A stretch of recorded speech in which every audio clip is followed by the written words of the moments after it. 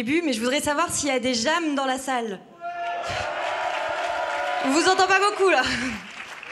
Bon, ça me rassure quand même parce qu'on va parler d'un sujet qui nous touche tout particulièrement, un sujet qui est central en cette période de sortie de crise, notre avenir, l'avenir des jeunes. Et pour parler de ça, qui de mieux que le délégué général du premier mouvement politique de jeunesse de France, Ambroise, délégué général des jams.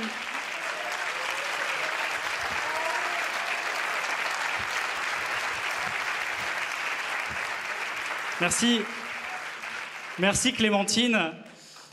Il y a une information qu'on ne vous a pas donnée depuis le début de cette plénière. Nous sommes à Amiens, mais Amiens, c'est pas seulement Amiens, c'est aussi, Madame la maire, la capitale européenne de la jeunesse en 2020 et en 2021.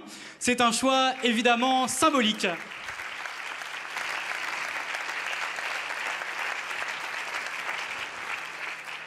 Et je voulais ce soir profiter de cette tribune pour vous parler un peu de la situation des jeunes. Pour vous dire que ce que nous avons fait depuis 3 ans, loin des caricatures et des colibés, est essentiel pour notre jeunesse. Notre combat principal a toujours été celui de l'émancipation. Car ce qui nous motive, en tant que marcheurs, en tant que JAM, c'est la ferme volonté de permettre à chacun d'avoir sa chance, de briser les déterminismes sociaux. Oui, la France doit être une chance pour tous, mais particulièrement pour nos jeunes.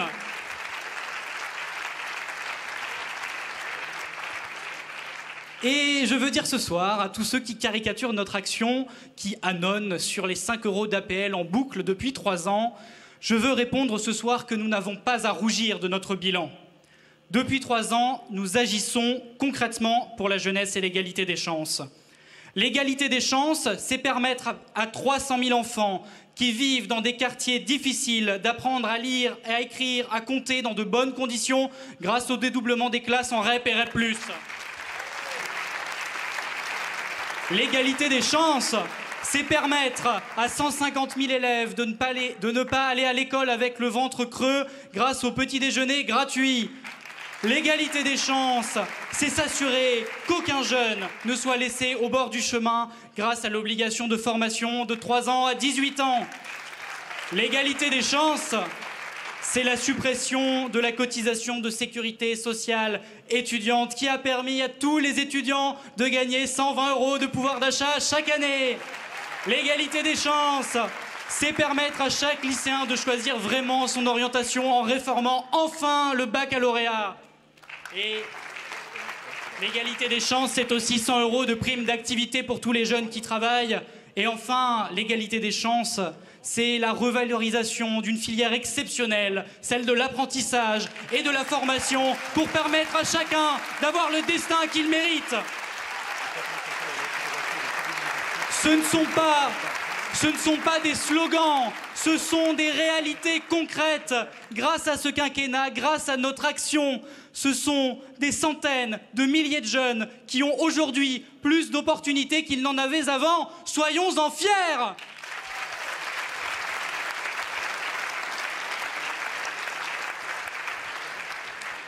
Mais cette transformation, elle n'est pas terminée. Et avec les Jeunes avec Macron, nous sommes à vos côtés, mesdames et messieurs les ministres, mesdames et messieurs les parlementaires, chères marcheuses, chers marcheurs, pour vous proposer toujours d'aller encore plus loin sur le chemin de l'émancipation. Vous l'avez normalement tous reçu, nous avons fait part de nos propositions il y a déjà quelques semaines, mais je voudrais vous en citer quelques-unes ici. Notre ambition chez les Jeunes avec Macron, c'est de permettre à chaque jeune d'éviter les écueils d'une orientation souvent trop généraliste, de donner la possibilité à chaque élève de choisir au mieux son avenir en amenant enfin une vraie découverte du monde de l'entreprise dès le collège et le lycée.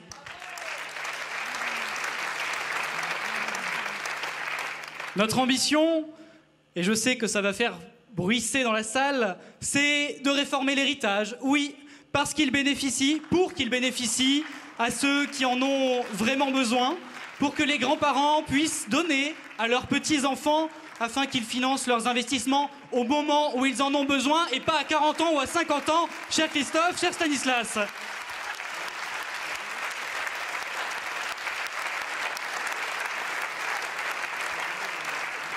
Notre ambition, c'est évidemment de mettre l'écologie au cœur de l'éducation et de l'enseignement supérieur pour que chaque jeune soit formé aux enjeux environnementaux, car nous ne pouvons pas accepter de laisser ce sujet sérieux aux démagogues qui arpentent les plateaux télé et désormais les mairies pour proposer des idées aussi ridicules que la suppression des sapins de Noël et du Tour de France.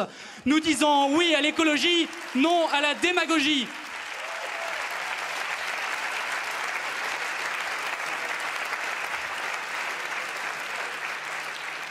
Enfin, notre ambition, c'est de mettre fin aux inégalités d'accès à la culture, au moment où c'est nécessaire, c'est-à-dire dès le premier âge, dès l'âge où elle se forme. Nous proposons donc de mensualiser et d'étendre cette belle idée qu'était le pass culture pour l'ouvrir dès le collège à tous les collégiens et à tous les lycéens. Car oui, chaque jeune doit pouvoir accéder à la culture, où qu'il soit, d'où qu'il vienne, quelle que soit sa famille, son origine sociale. C'est une nécessité absolue pour l'émancipation.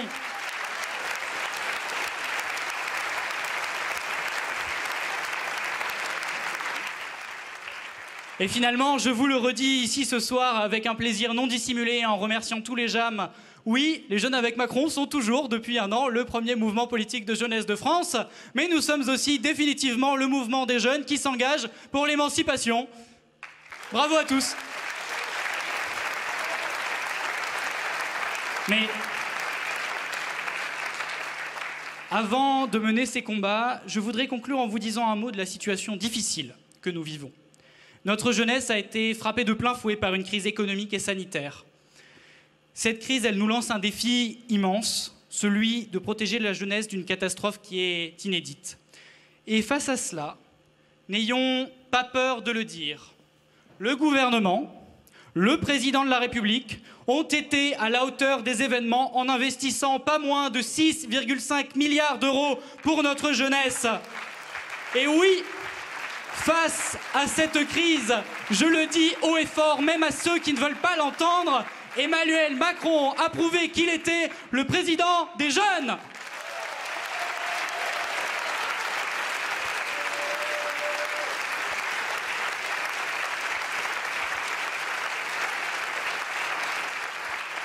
Et je vais vous dire, c'est même le président de tous les jeunes, le président des jeunes boursiers qui peuvent désormais manger au Crous pour 1 € seulement, ce qui représente une hausse de pouvoir d'achat de 50 € par mois. Et on nous parle encore des APL. Le président des jeunes actifs, avec une prime à l'embauche exceptionnelle de 4 000 € pour les jeunes de moins de 26 ans. Le président des jeunes sans qualification, avec 100 000 nouvelles formations ouvertes pour ceux qui cherchent leur voie. Le président des jeunes apprentis, dont l'embauche est favorisée par une prime de 8 000 €. Le président des jeunes engagés avec 100 000 nouveaux services civiques. Le président des jeunes sans solution avec l'ouverture dès cette rentrée de 300 000 parcours d'insertion personnalisés. Cette réalité, la classe politique et surtout la gauche, je vous l'ai dit ici, refuse de l'entendre. Car elle le fait par dogmatisme, mais surtout parce que quand elle a été au pouvoir, elle n'a jamais fait autant pour la jeunesse dans notre pays. Mais n'ayez crainte, nous sommes là et nous irons dès les prochaines semaines, avec 150 000 affiches et 200 000 tracts, clamer haut et fort partout en France qu'Emmanuel Macron est le président des jeunes et que nous en sommes fiers.